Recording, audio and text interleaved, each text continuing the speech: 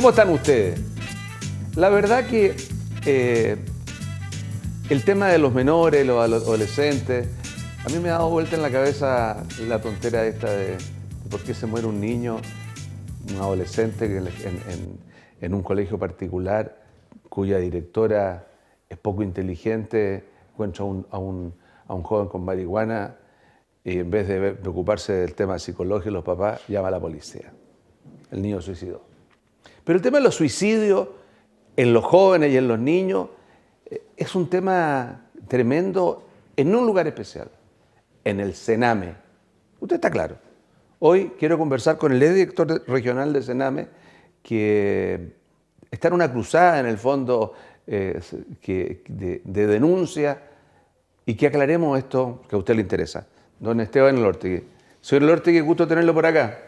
Placer es mío, muchas gracias por la invitación. Es increíble cómo se pasa la vida, cómo se viene la muerte, tan callando, como sea, porque yo fui compañero de su papá en la universidad.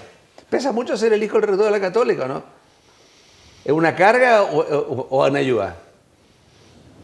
No sé, quizás ni lo uno ni lo otro, digamos, pero le tengo mucho cariño a mi padre. Sí, claro, que además que aparte de que él es una excelente persona, pero el rector de la Católica de Valparaíso es una figura importante en la región. Y me imagino que usted también será demócrata cristiano y por eso estuvo en el Sename como director regional y de allí salió, porque tuvo un gallito con los funcionarios, hubo problemas con los funcionarios. ¿Cuáles fueron las causas de su renuncia? ¿Por qué salió usted? Bueno, a ver, en particular podemos ir como al tema final, pero que sea en un contexto más global, ¿no? ¿Ya? Partamos del final y después me explica el contexto global. Ok, a ver, a mí se me llama por la directora nacional un día lunes de octubre, de principios de octubre. Del año pasado. Del año pasado, claro, y ella me señala, me pide, digamos, que dé un paso al costado, considerando, según ella, razones humanitarias, porque había un dirigente en huelga de hambre. ¿Ya estaba tomado por largo tiempo? Sí, ya estaban los centros tomados, ya llevan más de 2 meses. Yeah. Y bueno, de todas maneras yo como que lo veía venir, ¿no? Switch. Tiene que haber un switch para desarticular las cosas a veces. Sí, también me llama el intendente, reglón seguido, que me llama la directora y me dice... ¿Quién era, Bravo o Aldoney? No, Aldoney. ¿Ya? Sí. Y me dicen, oye, ¿sabes que el tema no resiste más y te pedimos que dé un paso al costado? Entonces yo le digo, yo le expreso, digamos, que si fuese por razones humanitarias, yo debía haber renunciado mucho antes y pensando en los niños. Porque los niños estaban de alguna manera cautivos, los niños, niñas y adolescentes, en los centros, porque los centros estaban tomados. Entonces le expreso que no me parece, digamos, pero posteriormente ya era Vox Populi mi salida, se le había comunicado a los dirigentes y a todas las personas. ¿Se pierde autoridad? Entonces yo ahí decidí, porque también pasaban las horas y, digamos, entonces yo ahí decidí escribir una carta, digamos, y expresar que se me había pedido la renuncia por razones humanitarias y, digamos, que no iba a continuar adelante en el cargo. Ahora, pero antes de eso, usted ya había tenido denuncias por malos tratos a los niños en los hogares del Sename o en un hogar aquí en la región. Sí, el año 2015, en mayo de 2015, llega una denuncia por fuera del CREAT de Playa Ancha, donde se señala que a los niños se les estaba golpeando fuertemente. Entonces se realiza una investigación primero, preliminar, donde efectivamente arroja eso, se instruye un sumario, se suspenden a 11 funcionarios. ¿11 de cuánto? De trato directo son en torno a los 50, pero el CREAT de Playa Ancha tiene a 120 funcionarios. Ahora, al momento de mi salida habían 18 funcionarios suspendidos solo en el CREAT de Playa Ancha. Y a nivel regional, en total, habían alrededor de 25. O sea, el 15% más o menos de las personas que trabajaban en Playa Ancha estaban suspendidas. Bueno, de hecho, al día de hoy, si uno hace los datos duros, son fríos, pero reflejan algo, ¿no? Más de la mitad de los educadores de trato directo del CREAT de Playa Ancha han sido o suspendidos o destituidos. ¿Qué son educadores de trato directo? O destituidos. Son, podríamos decirlo, para que la gente entienda, los cuidadores, los que están todo el día con los niños en las casas. Ok. ¿Ya? Y efectivamente ahí, bueno, quiero decirle que yo estaba, antes de ser director regional, yo ingresé como abogado en la unidad jurídica. Del mismo, de Sename, ya. sí, el año 2013. ¿Ya? Y ahí me pude percatar porque una de las funciones que tiene la unidad jurídica es precisamente realizar informes en derecho respecto de los sumarios. Y ahí me llama la atención a mí la gran cantidad de sumarios, la gran cantidad de denuncias, de retractaciones de los niños, niñas y adolescentes, y que muchas veces, por no decirlo casi siempre, quedaban en nada. Okay. Y después cuando me toca asumir la máxima responsabilidad a nivel regional, comienzan a llegar algunas denuncias y efectivamente los fiscales, fiscales de los sumarios administrativos, que son funcionarios públicos. Claro. Fiscales administrativos, el mismo director designa o alguien, el jefe, un fiscal, para que haya una denuncia y la investigue. Exacto. ¿Ya? Entonces comienzan ellos, a raíz de las denuncias que llegan, además denuncias que siempre vienen por fuera, ¿no? Lo cual llama mucho la atención, porque los centros tienen profesionales, además de educadores de trato directo, tiene una serie, imagínense, el CRAT de Playa Ancha tiene más de 120 funcionarios, y siempre las denuncias de los niños... Paremos ahí. Es que ese es un tema bastante grave, porque si no hay denuncias internas y la denuncia la hace la mamá, el tío, el amigo, alguien que viene afuera, significa que hay un sistema de coacción que impide que los niños reclamen. Es un sistema de coacción como en las películas de las cárceles de niños, cárceles que están tan de moda de México, Argentina, en fin, etcétera. Entonces, ese tema no se puede soslayar. Sí, lo que pasa es que yo creo que uno puede concluir, a la luz de los antecedentes, que hay una cultura organizacional que está bastante enferma, digamos, y que hay una cultura de encubrimiento, de silencio.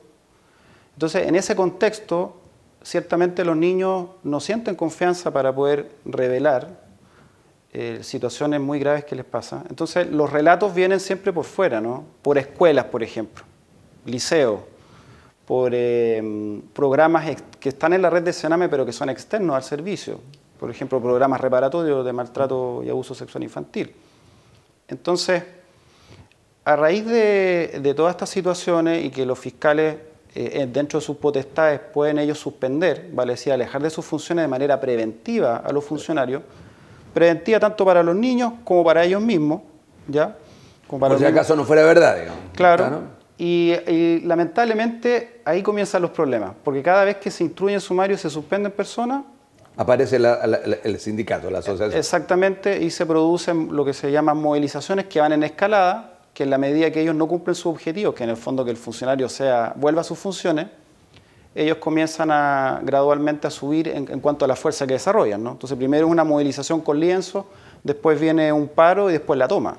Usted es abogado, usted lo que en el fondo dice, yo se lo quiero precisar, o sea, usted está en el fondo diciendo que hay que hacer un encubrimiento gremial o una asociación ilícita para delinquir, porque lo que hay adentro son delitos, lo que hay adentro son abusos sexuales, lo que hay adentro son maltratos, y si con eso se está tapando, indudablemente que hay un cartel de funcionarios que está impidiendo que esto salga a la luz.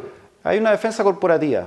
Ya, usted más suavecito, más para decirlo, pero en el fondo eso es. Sí, eso es súper grave. Ahora, ¿cómo se va produciendo eso cuando uno entiende de que hay procesos de selección? Cada funcionario que está allí tendrá que tener un proceso de selección, que me imagino tendrá un proceso psicológico, tendrán que decir, bueno, en locura pasa lo mismo, en fin, que a veces el tipo que es desviado se mete igual. Pero ¿hay procesos para el funcionario? Sí, hoy en día sí, pero en un principio, digamos, no. Porque estamos hablando, Sename tiene muchos años, ¿no? Nace el año del 79 con un decreto ley. Entonces, en un principio llegaba, podríamos decirlo con todo respeto, cualquiera. Hoy en día no. Hoy en día se solicita, o sea, no se solicita, se hace un concurso, digamos. Hay un proceso de selección. Es lógico. Que deben pasar evaluaciones psicológicas, hay una evaluación curricular. Ahora, lamentablemente, a nivel de educadores de trato directo en los centros de protección, porque Sename tiene 3 grandes líneas, que son protección de derechos, que son los niños que han sido gravemente vulnerados en sus derechos, esta justicia juvenil, ¿cierto? Jóvenes que tienen responsabilidad penal adolescente, y esta adopción. Que adopción se puede subsumir dentro de protección, porque cuando hablamos de protección hablamos también de protección y restitución de derechos, y la adopción es el derecho no a vivir en familia, la restitución del derecho a vivir en familia. También hay un cuarto grupo que está allí, porque entiendo, y me parece clarísimo la forma que usted clarifica, pero hay un cuarto grupo que de dónde proviene, que son gente mayor, mayores, entre comillas, que no son ya adolescentes, son hombres, ¿esos de dónde vienen para estar ahí también? No, lo que pasa es que hay personas que como niños o adolescentes pues cumplen la mayoría de edad. ¿Ya? Por esto se ve bastante reflejado en los centros de justicia juvenil, por ejemplo, CIPSRC Limache. Ahí hay una gran cantidad de jóvenes que son mayores de edad, digamos. Por la pena que le dan. Exacto, porque la pena que se aplica, digamos, supongamos que entró a los 16 años, tiene que cumplir 5 años, cumple una mayoría de edad. Ok. Cerrando el tema de su salida, ¿usted no siente que usted tuvo responsabilidad en su salida? ¿O por otro lado, siente que la autoridad de esa época no lo apoyó, la autoridad superior? Y como tercera pregunta, ¿cree usted que el cambio que hubo de poner a Solange Huerta es lo mejor que le podría pasar a la institución? A ver, son varias preguntas. Sí, la primera, yo creo que si no se hubiesen desarrollado sumarios, si no se hubiesen suspendido personas, si no se hubiesen destituido, como lo decían los mismos dirigentes, nunca en la historia de Sename se habían sumariado tantas personas, suspendido. Ceteris paribus, todo habría sido igual, todo habría sido al directo. Porque si no hubiéramos movido las aguas, todo igual. O sea, yo estaría acá como director regional y no como exdirector. También nos querellamos, cuestión bastante inédita a nivel de Sename, digamos, pero que fíjese que es inédito, pero que está dentro de las... Porque Sename tiene muchos protocolos y tiene circulares que lamentablemente en los hechos son letra muerta. ¿Ya? Está la circular 2309, que es la que justamente aborda situaciones de maltrato grave. Y dentro de eso está la evaluación, la pertinencia de interponer una querella. Sin embargo, si usted pregunta a nivel nacional cuántas querellas se han interpuesto por funcionarios de Sename que han incurrido, sin embargo, cuando las situaciones vienen por parte de los colaboradores, la querella viene rápido, digamos. O sea, la respuesta es que la responsabilidad suya fue, en el fondo, usted siente y cree que usted salió de allí por haber empezado los sumarios con la gente. Es que le doy datos objetivos, digamos. Cada vez que se produjeron suspensiones o destituciones, venía una movilización, venía un paro y una toma. De hecho, la semana anterior a que se produjera toda la crisis de la toma del CREAT de Playa Ancha que desemboca en mi salida, digamos, nosotros estábamos jugando fútbol con los funcionarios, con los niños, la semana antes, y en un asado. Ok. ¿Qué opina el cambio? ¿Qué opina de la actual dirección? ¿Es esa la solución? Haber traído una fiscal a cargo, una ex fiscal a cargo del Sename, porque aquí usted ha dejado claramente que aquí hay 3 tipos de vertientes donde entran jóvenes y niños y guaguas a esta institución, pero que podría a lo mejor los 3 tener sistemas distintos, no tendrían por qué convivir en conjunto a lo mejor. Quizás ese es uno de los temas. A ver, yo creo que hay muchos factores, ¿no? El problema, digamos, multifactorial y no pasa por una persona u otra, ¿ya? En el caso de Solange Huerta, sin perjuicio que ella me pidió mi salida, yo tengo una opinión favorable, creo que es una buena persona, creo que es trabajadora, que le coloca pasión, pero eso no basta, digamos. Y además que yo creo que yo creo que tiene que haber una intervención muy profunda por parte del servicio. Tiene que haber alguien con una calidad de interventor, digamos. ¿Ya? Y no una persona que lamentablemente al final del día Solange Huerta es funcional al sistema, digamos. Porque no hay transformaciones de fondo. A ver, si usted fuera director, la solución, ¿cree usted? Si usted nombrara director, qué sé yo, saliera presidente la señora Goico, me imagino que está usted y su familia, digamos, y usted lo nombraran director de esto, la solución sería declarar por ejemplo, a todo el servicio en un estado de repostulación de todos los cargos y reanálisis de todo por una organización y a lo mejor poder sacar a todo y volver a cambiar. Yo creo que habría que hacer quizá una figura como una especie de estado catástrofe, ¿no? Porque cuando hay una catástrofe, ¿qué hace el Estado? Se moviliza por completo, claro. Por completo y con carácter urgente. En eso ustedes dan el punto que lo comparte. Esto es una catástrofe del país, lo del Sename, estamos de acuerdo con eso. Sí.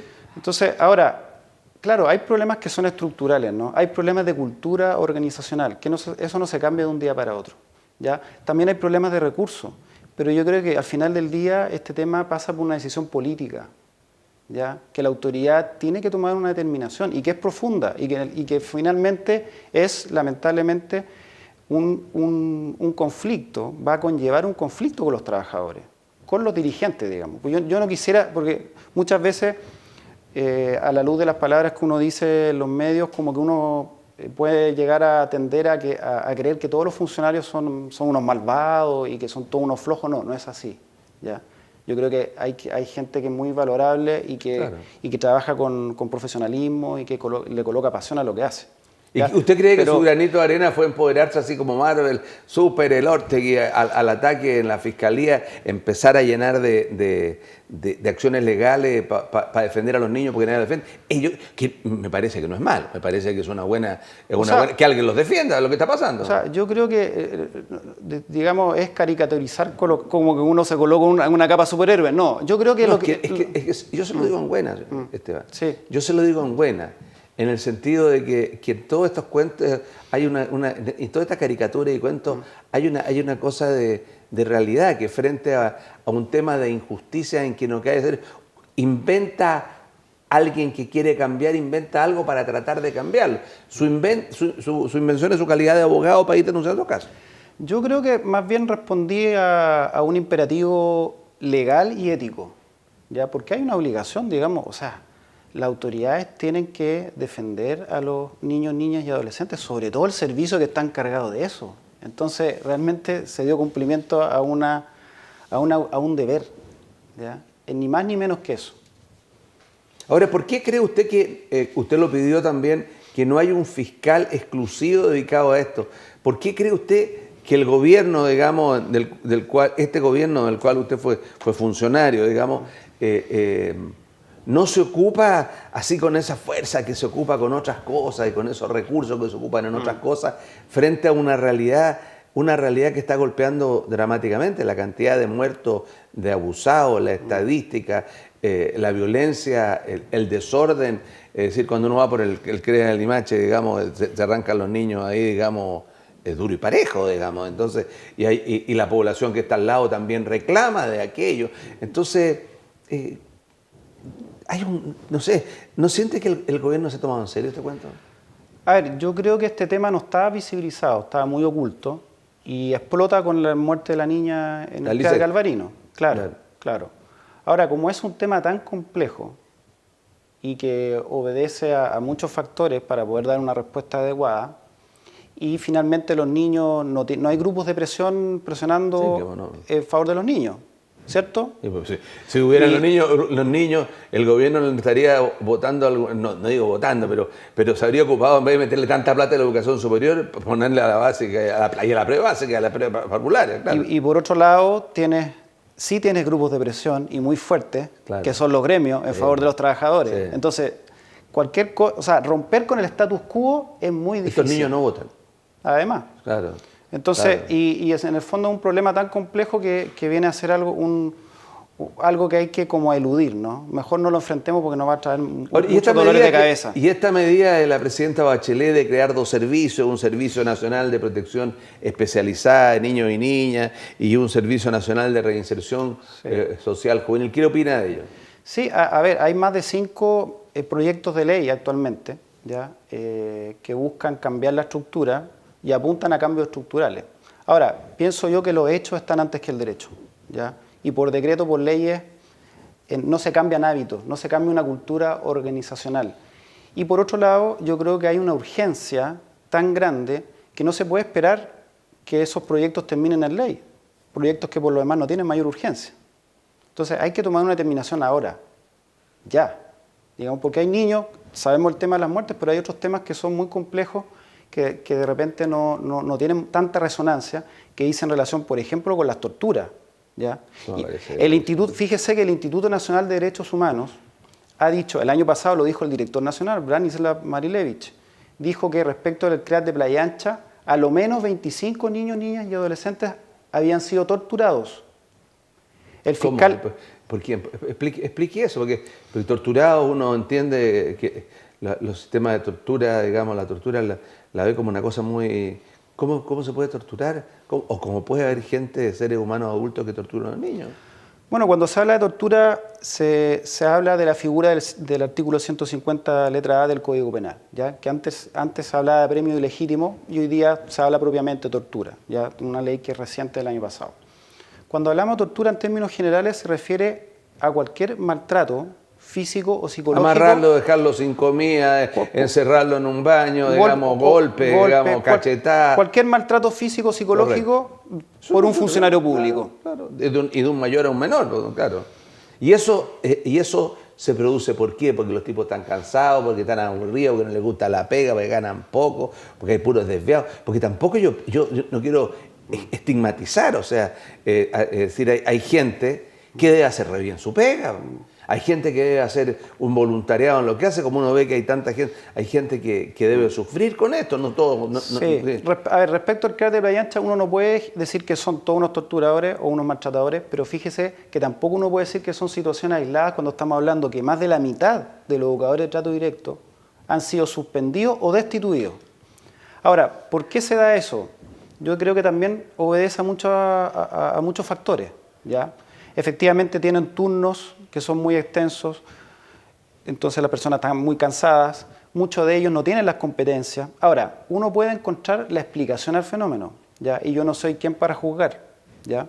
Pero uno nunca puede justificar eso, ¿me entiendo, no? Oye, y lamentablemente los gremios en su labor, digamos, de defensa, llegan a justificar y llegan a hacer una defensa a ultranza que va en desmedro justamente, no solo de los niños, sino que también en desmedro de las causas gremiales.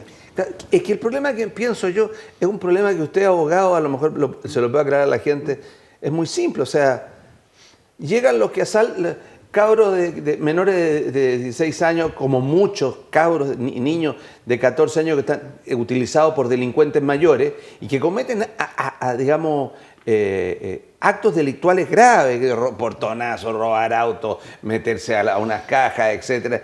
Y llega el juez y lo manda a uno de estos centros. Y resulta que él es un corrompedor del resto, digamos.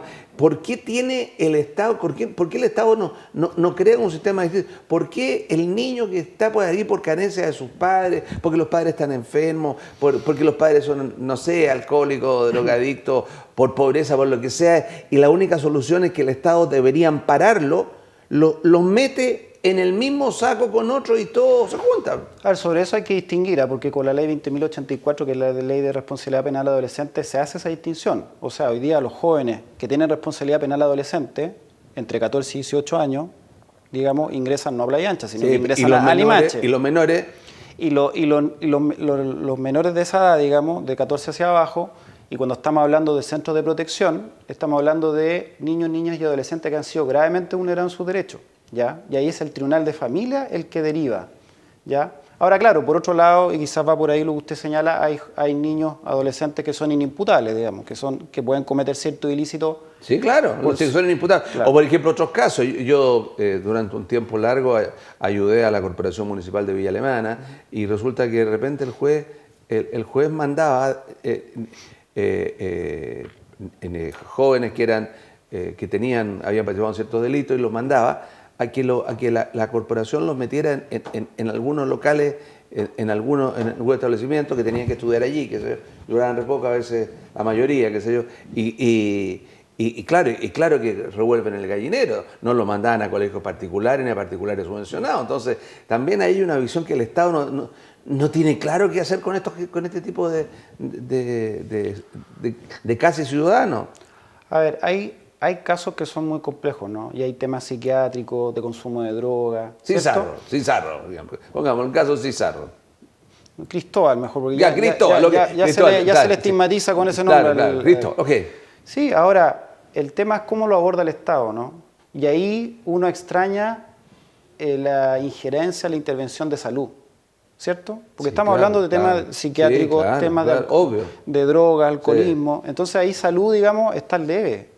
O sea, hoy en día a nivel... Salud y educación. Y educación también, claro. Entonces, Sename, fíjese que Sename tiene que hacerse cargo de todo. Entonces uno esperaría que en vez de que sola una institución tenga que hacerse cargo responsable de toda la problemática, a que la institucionalidad toda se hiciera cargo responsablemente de toda la problemática y de todas las dificultades y del abordaje y del trabajo que se tiene que hacer de protección y de restitución de derechos de los niños, niñas y adolescentes.